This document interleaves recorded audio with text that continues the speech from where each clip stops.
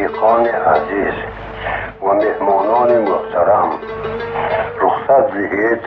به حکومت پر اقتدار و صلح دوست سویتی، به خلق قهرمان و ایجادکار سویتی، بنابر مهربانی های پی در پی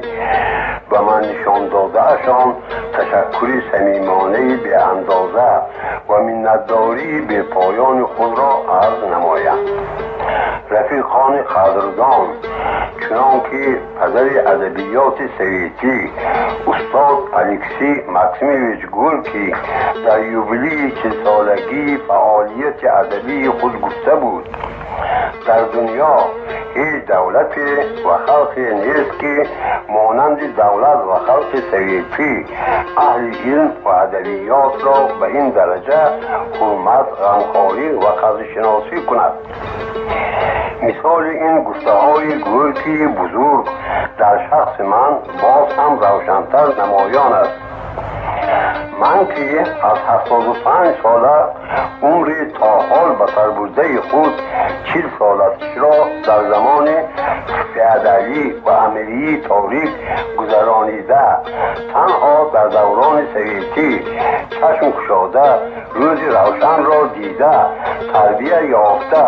خدمت عاجزانه کردم، از طرف پارتیا، حکومت و خلق این همه حرمت ها، غمخواری ها و مهربانی های پی در پی بی اندازه دیدم و دیده ایستادم. رفیقان مهربان،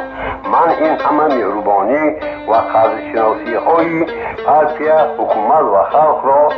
از نام ادبیات سویتی تاجیک که یک قسم جدانه شونده ادبیات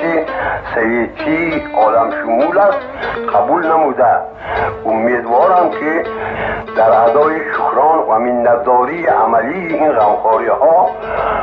و احترام ها کلکتیف نویسندگان،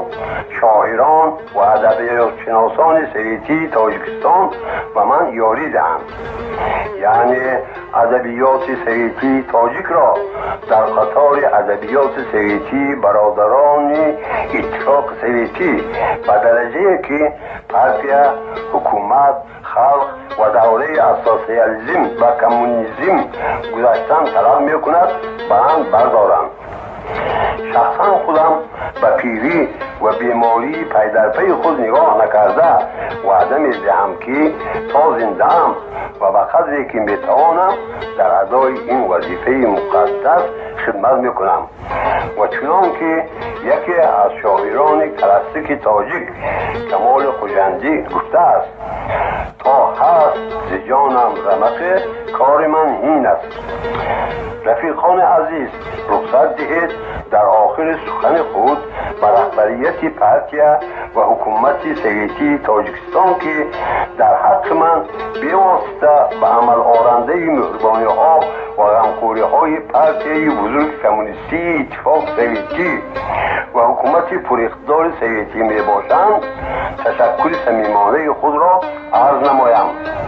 این چنین به رفیقانی که در این مجلس بیواسطه اشتراک دارند، به مهمانان عزیز که از ریسپوبلیکاهای سویتی برادری قدم رنجه کرده به اینجا آمدند و مخصوصا به نمایندگان نویسندگان سویتی خلق بزرگ روز که به تربیت و تکامل من یاری نمایان رساندن منتداری به پایان خود را اظهار میکنم. زنده باد پارتیای کمونیستی، زنده باد حکومت توانا و صلح دوستی اتفاق سویتی، زنده باد وطن گلگل شکفته ایستاده سویتی امان، زنده باد خلق ایجادکار و قهرمان سویتی.